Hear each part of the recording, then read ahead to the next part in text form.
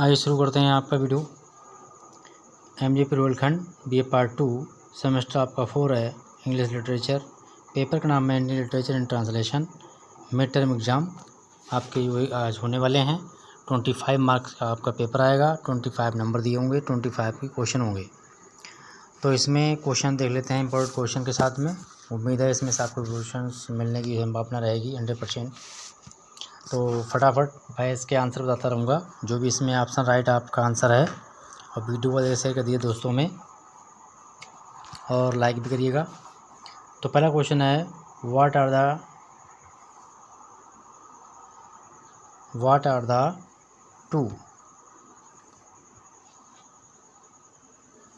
The two main types of translation. तो 2 types of translation कौन कौन से होते हैं इसमें देखिए। लिखा है literal translation, written and spoken, literal and figurative and free and formal. And अगला जो कोई आपका दिया हुआ है वो दिया हुआ है लिटरल एंड फ्री। तो लिटरल एंड फ्री ये टाइप्स हैं ट्रांसलेशन के, यानी literal translation and versus free translation. Question number second दिया हुआ है, which of the following process of converting written spoken English और spoken content from one language to another language. तो इसमें क्या चीज़ यूज़ करते हैं हम? तो इसमें हमारा जो होता है ऑप्शन नंबर सी इसका आंसर है, ट्रांसलेशन। ठीक है। क्वेश्चन नंबर 3 है आपका इसी तरीके से। क्वेश्चन नंबर 3 में what is the translation machine. Translation machine क्या होती है? तो यहाँ पर आपको 4 ऑप्शन दिए हुए हैं, आंसर देख लेते हैं सीधा। तो आंसर आपका है transmission performed by the computer software. ठीक है, ये इसका राइट आंसर है। वीडियो पसंद आए दोस्तों शेयर कीजिएगा। और सेकंड सेमेस्टर के वीडियो आज अपलोड हो जाएंगे, जिनमें आपके लिए पॉलिटिकल साइंस मिलेगा और आपको मिलेगी history. Which language was used for translation in ancient India. तो प्राचीन समय में सर्वाधिक कौन सी भाषा यूज होती थी? तो हिंदी दी हुई है, उर्दू दी हुई है, संस्कृत दी हुई है, इंग्लिश। तो ये संस्कृत भाषा यूज होती थी। क्वेश्चन नंबर 5 में है, who translate the Bhagavad Gita into English first time. First time में किसने भगवद गीता को इंग्लिश में ट्रांसलेट किया था? तो चार्ल्स डिकेंस हैं, ऑप्शन नंबर बी राइट जाएगा। क्वेश्चन नंबर 6 में जाएगा, which Indian language has target largest number of translation published. किस भाषा के सर्वाधिक ट्रांसलेशन पब्लिश हुए हैं? तो वो भाषा हमारी हिंदी है। ऑप्शन बताते चलेंगे आपको राइट हम आंसर के रूप में, बाकी आप अच्छे से पढ़ लीजिएगा। क्वेश्चन अगला है हमारा, who is the famous Indian writer is known as the translation of the Shakespeare's work into Bengali. यानी भारत का कौन सा ऐसा साहित्यकार है जिसने शेक्सपियर का वर्क अपनी बंगाली भाषा में ट्रांसलेट किया है? तो उनका नाम आपको बताना है। आंसर में आप लिख देंगे रवींद्रनाथ टैगोर, इनके आंसर है। और क्वेश्चन नंबर 8 में क्या है, which Indian writer was awarded Nobel Prize in Literature in 1913 his collection poem Geetanjali. तो गीतांजलि इस नाम से आप याद रखिएगा, कौन है? रवींद्रनाथ टैगोर ने लिखी है। तो 1913 में इनके लिए अवार्ड किया गया था, सम्मानित किया गया था गीतांजलि के उपलक्ष्य में, कलेक्शन में। अगला क्वेश्चन है, वही रात के बज रहे हैं, आपको ये लगभग 5 साढ़े 5 बजे तक वीडियो मिल जाएगा, रात में रिकॉर्ड हो रहा है। Who is known as the father of modern Indian literature. Modern Indian literature की पिता किसे कहा जाता है? तो यहाँ पर आंसर आपको मिल जाएगा भारतेंदु हरीशचंद्र के लिए।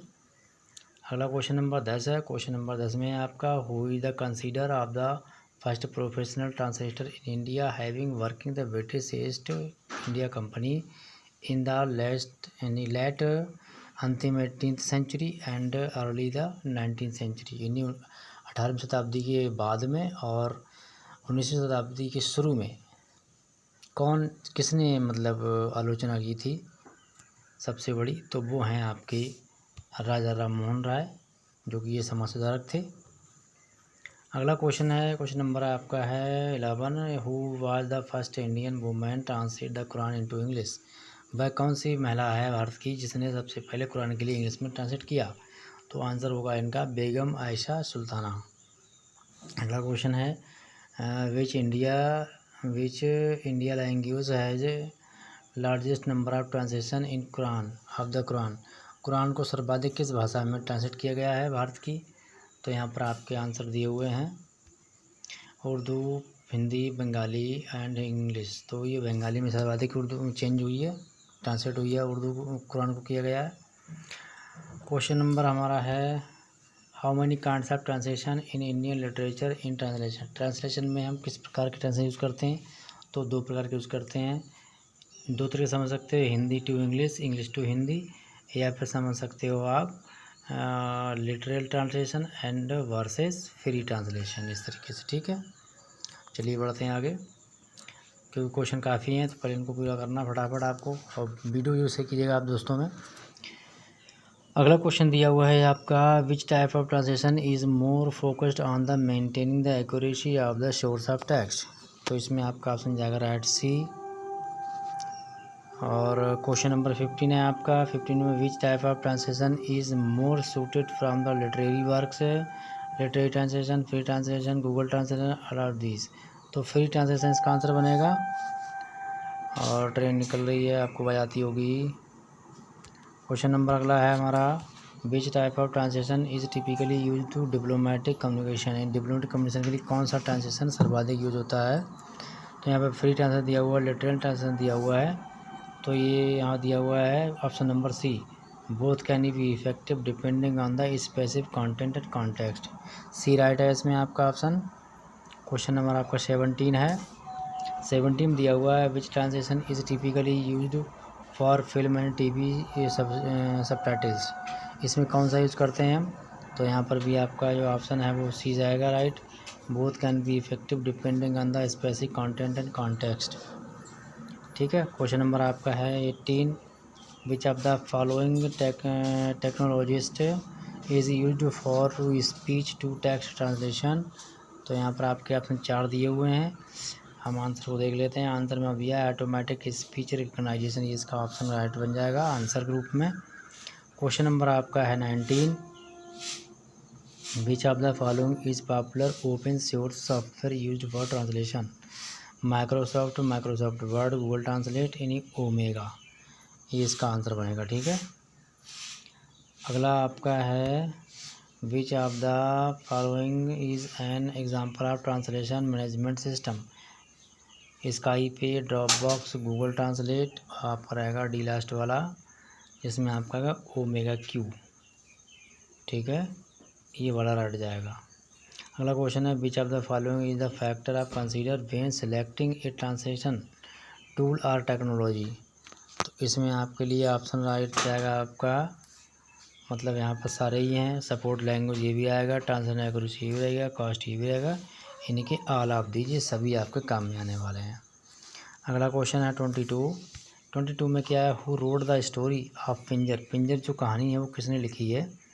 तो पिंजर कहानी लिखने वाले हैं इसमें कौन कौन है? सूर्यकांत पाटियाला, जयशंकर प्रसाद है, नैना अमृता प्रीतम, इन्हीं लिखी है ये। और लिखा है इसमें in which year was Pinjar published. Pinjar जो थी वो कब पब्लिश हुई थी? 1914 में, 1917 में, 70 में, या फिर 1950 में पब्लिश होती है पिंजर नाम की कहानी।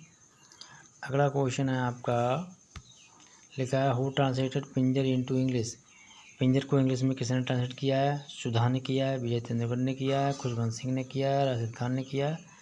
तो ऑप्शन राइट जाएगा सी, खुशवंत सिंह। क्वेश्चन नंबर 25 है, 25 क्वेश्चन है आपका, who was the first women receive साहित्य अकादमी अवार्ड।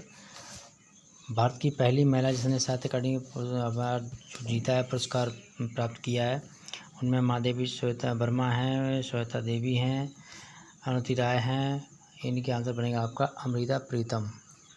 सी वाला ऑप्शन राइट जाएगा। अगला क्वेश्चन है who translate the novel Pinjar into French. यानी किसने नॉवेल जो उपन्यास है वो पिंजर है, तो किसने इसके लिए फ्रेंच लैंग्वेज में चेंज किया है या ट्रांसलेट किया है? तो यहाँ पर आपके ऑप्शन हैं Thomas George, Philip Sidney, Dennis Martin, ठीक है, मैट्रिंग्स, इन्होंने किया है इसको ये चेंज। ठीक है, अगला क्वेश्चन हमारा, what was the setting novel of Pinjar. Novel जो पिंजर नॉवेल उपन्यास है वो किस बात पर लिखा गया, क्या इसका आधार है? तो post independence India, pre independence India, partition of India and Pakistan. इन्हीं पाकिस्तान और इंडिया के बंटवारे पर आधारित है ये कौन सा पिंजर नॉवेल। अगला क्वेश्चन आपका है what is the significance of the title Pinjar. Pinjar का जो टाइटल पिंजर दिया हुआ है इसका सिग्निफिकेंस क्या है? It is a religious name of religious text, it is a theme of blaze where the story take place, it is a name of पेस्टोवेस्ट और फिर लास्ट दिया हुआ है ये है it is a symbol of survival and hope, मतलब अपने आप को विपत्तियों के साथ में ढाल लेना और उसके साथ उभरने की आशा भी रखना।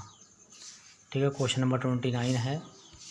29 है who is the author of आंसू। आंसू किसने लिखा है, कौन लेखक है इसका? तो इसमें मुंशी प्रेमचंद है, माधवी वर्मा है, मासूदा देवी हैं, जयशंकर प्रसाद। डी वाला ऑप्शन हट जाएगा आपका। क्वेश्चन नंबर 30 है who is a popular Mahadevi and king of drama. ठीक है, महाकवि और ड्रामा किंग ऑफ ड्रामा के नाम से कौन फेमस हुआ है? रवींद्रनाथ टैगोर, भरत हरिश्चंद्र द्विवेदी जी, इन्हीं की जयशंकर प्रसाद इसको इसी नाम से फेमस हैं, जो एक महाकवि और एक नाटककार भी हैं महान। अगला क्वेश्चन है when and where Jaishankar Prasad born. Jaishankar Prasad ji का जन्म कब और कहाँ हुआ था? तो यहाँ दिया हुआ 1889 झांसी, 1899 बरेली। दो ऑप्शन और दिए हुए हैं 1889 कोलकाता, 1889 वाराणसी। तो डी वाला रट जाएगा आपका।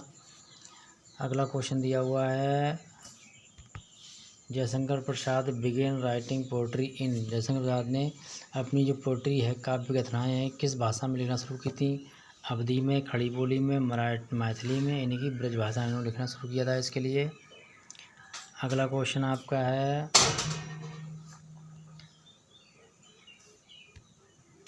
हु ट्रांसलेट जयशंकर प्रसाद आंसू into English with the name of garden of loneliness. किसने इसको किया है? तो यहाँ पे आपका आंसर बन जाएगा चार्ल्स जे वाइट ने किया है इसको। क्वेश्चन नंबर आपका है 34 में है आपका how is romantic age in Hindi literature known as. Hindi literature में जो हिंदी युग है उसको किस रोमांटिक एज को इंग्लिश के तो हिंदी में किस नाम से जाना जाता है? तो यहाँ पर आपको 4 ऑप्शन दिए होंगे, देखिए वीरगाथा काल, भक्ति काल, छायावादी युग, ननाबीज। तो छायावादी युग है, ये इसका आंसर बनेगा राइट। क्वेश्चन नंबर आपका आ गया 35 क्वेश्चन जो है आपका वो कह रहा है after whose death Jaishankar Prasad road आंसू। आंसू जो कहानी लिखी है जयशंकर प्रसाद ने तो किसकी डेथ के बाद लिखी है? मदर की, सिस्टर ब्रदर भाई बहन की, डॉटर पुत्री की, वाइफ यानी कि पत्नी डेथ होती है उसके बाद लिखते हैं आंसू नाम की कहानी। अगला क्वेश्चन आपका है व्हेन जयशंकर प्रसाद बार्ज डाई। जयशंकर प्रसाद की मृत्यु कब होती है? इन 1936, 1938, इन 1939, इन 1937 इनकी मृत्यु होती है। अगला क्वेश्चन है who is the author of the story Amritsar Aa गया।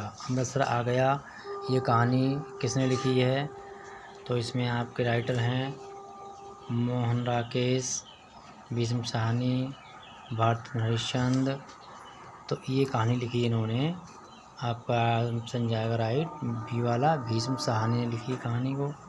अगला क्वेश्चन आपका है वो दिया हुआ है which Delhi college hired Bhisham Sahni as an English lecturer. यानी भीष्म साहनी के लिए दिल्ली के किस कॉलेज ने इंग्लिश लेक्चरर हायर किया था, यानी किराए पर बुलाया था। ठीक है, तो यहाँ पर ऑप्शन है Dayal Singh college, Hansraj college, Zakir Hussain college. यही आपका आंसर है इसका, यानी जाकिर हुसैन कॉलेज ने इनको बुलाया था किराए पर, यानी किराए को कहता है हायर।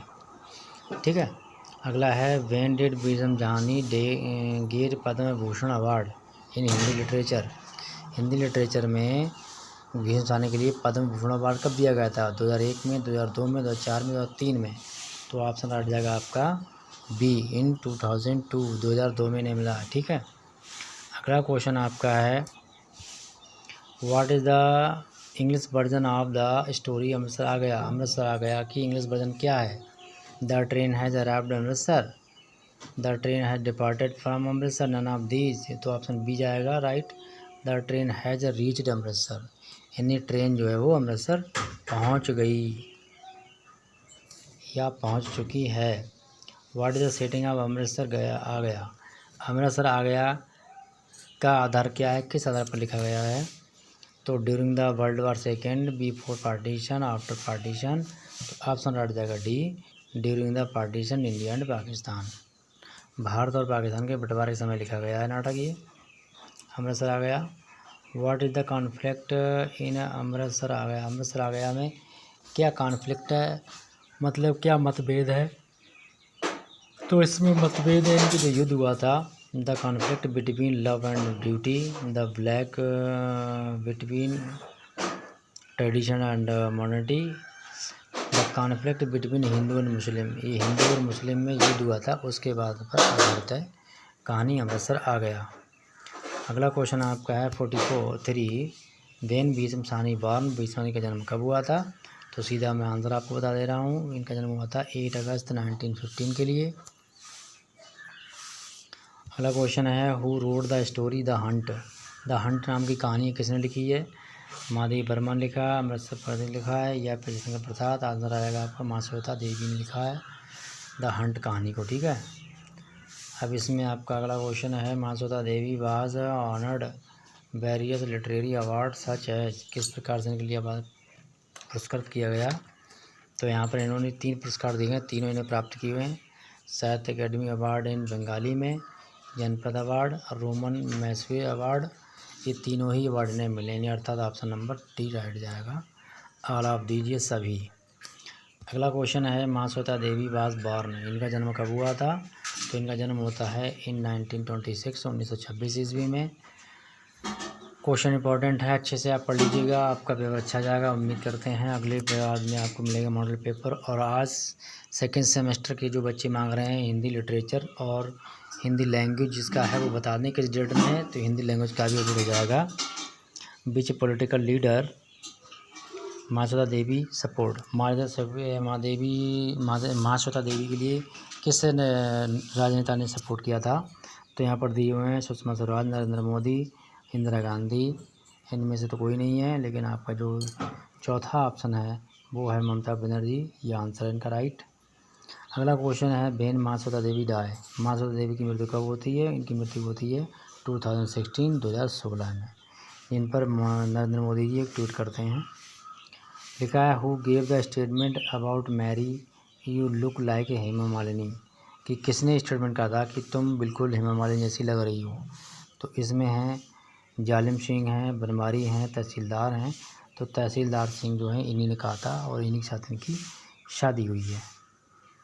नेक्स्ट क्वेश्चन नंबर 15 है बीन was the Mahasweta Devi Varma first book published. Mahasweta Devi Varma की पहली बुक कब पब्लिश हुई थी? इन 1954 में, इन 1955 में, 1954 में, 1955 में।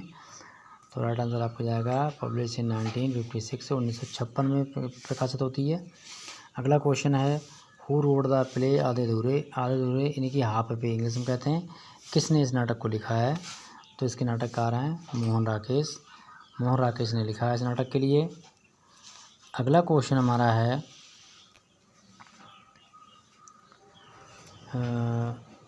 When and where Mohan Rakesh was born. इसमें तो कुछ क्वेश्चन में डबल कर दिए हैं, डबल थे एक ही कर दिया है कि मोहन राकेश कहाँ और कब पैदा हुए थे, कब जन्म हुआ था इनका। तो इसमें 2 क्वेश्चन बनते थे, हमने एक ही कर दिया। 1922 इन पटियाला, 1923 इन जालंधर, 1924 इन पठानकोट, 1925 अमृतसर। तो डी वाला ऑप्शन हट जाएगा, यानी 1925 में इनका जन्म हुआ था अमृतसर में। क्वेश्चन नंबर है 53 how did Mohan Rakesh start his career. मतलब मोहन राकेश ने अपना करियर किस प्रकार स्टार्ट किया था, किस तरीके से किया था? एन एडवोकेट, एक वकील के रूप में। 3 ऑप्शन और दिए हुए हैं, एज ए टीचर के रूप में, और एज ए बैंक एम्प्लॉय के, एज ए पोस्ट मास्टर। तो राइट जाएगा डी ऑप्शन, पोस्ट मास्टर रूप में इन्होंने शुरू किया था अपना करियर। क्वेश्चन अगला है हमारा what kind of the play is आधे अधूरे। आधे अधूरे पर जो नाटक है वो किस प्रकार का है?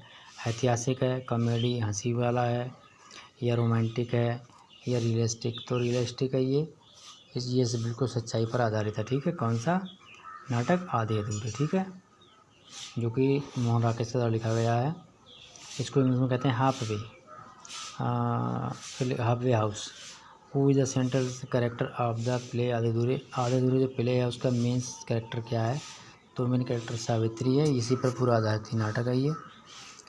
अगला क्वेश्चन आपका है when did Mohan Rakesh die in 1917। मतलब मोहन राकेश की मृत्यु कब होती है? 1971 में होती है। 3 ऑप्शन इसमें और दिए हुए हैं तो देख लेते हैं। तो आंसर देख लेंगे। इसमें आपको दिया हुआ है इन 1972 में इनकी मृत्यु होती है मोहन राकेश की। अगला क्वेश्चन हमारा है 57 what are the other name of Aadhe Adhure का नेम और क्या नाम है अलग अन्य जो हैं? तो वो हैं incomplete ones, half way house. इन्हीं आंसर बनेगा आपका बोथ ए एंड बी। ठीक है। अगला क्वेश्चन आपका है हु रोट द प्ले कन्यादान। कन्यादान नाटक किसने लिखा है? मोहन राकेश ने लिखा है। अमृता प्रीतम ने, महादेव प्रसाद द्विवेदी ने। विजय तेंदुलकर ने लिखा है नाटक को। कौन सा? कन्यादान। तो इसमें पूछा गया है कि what is the full name of Vijay Tendulkar. Vijay Tendulkar का पूरा नाम क्या है? तो यहाँ पर आपको आंसर में या लिखेंगे आप विजय डोपंत तेंदुलकर। ठीक है, ये इसका आंसर है। क्वेश्चन नंबर है 60। तो इसमें दिया हुआ है व्हेन वाज द प्ले कन्यादान रिटन। कन्यादान नाटक जो कब लिखा गया है? तो इसमें आपका आंसर बनेगा वो है 1996। इन्हीं 1996 में लिखा गया था नाटक ये। और अगला क्वेश्चन देख लेते हैं। लिखा है विजय तेंदुलकर इज़ फेमस है। विजय तेंदुलकर फेमस हैं किसके लिए? प्ले राइट के लिए एंड पॉलिटिकल जर्नलिस्ट के लिए, टेलीविज़न कंटेंट राइटर के लिए। तो ऑल दीज ये सभी इन सभी के लिए फेमस हैं। कौन? विजय तेंदुलकर। क्वेश्चन नंबर हमारा है 62 द प्ले कन्यादान रिवॉल्व्स अराउंड द। मतलब जो कन्यादान नाटक है वो किसके इर्द गिर्द घूमता है? जेंडर इशू मतलब कि लिंग मतभेद पर। अगला है सोशल इशू सामाजिक पर। मैरिज ऑफ ज्योति की शादी होती है उसी की इर्द गिर्द ये पूरा नाटक घूमता रहता है, उसी पर आधारित है। अगला है व्हाट इज़ सेवा वर्क। सेवा वर्क क्या है? सेवा कार्य क्या है? तो एमएलए या एमपी ये दोनों नहीं है। पॉलिटिकल लीडर ये भी नहीं है। सोशल एक्टिविस्ट यानी सामाजिक कार्यकर्ता को ही हम समाज सेवा कहते हैं। क्वेश्चन नंबर 64 में what is the theme of Arun Athawale book. इनका अरुण अठावले बुक है जो उनकी बुक है, इसकी मतलब थीम क्या है? फेमिनिस्ट लिटरेचर है, कॉमेडी लिटरेचर है, दलित लिटरेचर। इनका द लिटरेचर नाम से बुक है जो कि काफ़ी फेमस है। अगला क्वेश्चन है 65 what is the first step in translation practice. Practice में हमें फर्स्ट स्टेप क्या रखनी चाहिए? तो यहाँ पर दिए हुए हैं आपके 4 ऑप्शन हैं। ट्रांसलेटिंग द टेक्स्ट इमीडिएटली, तुरंत हमें ट्रांसलेट कर देना चाहिए। फिर दिया हुआ एडिटिंग सोर्स टेक्स्ट, ये एडिटिंग कर देनी चाहिए।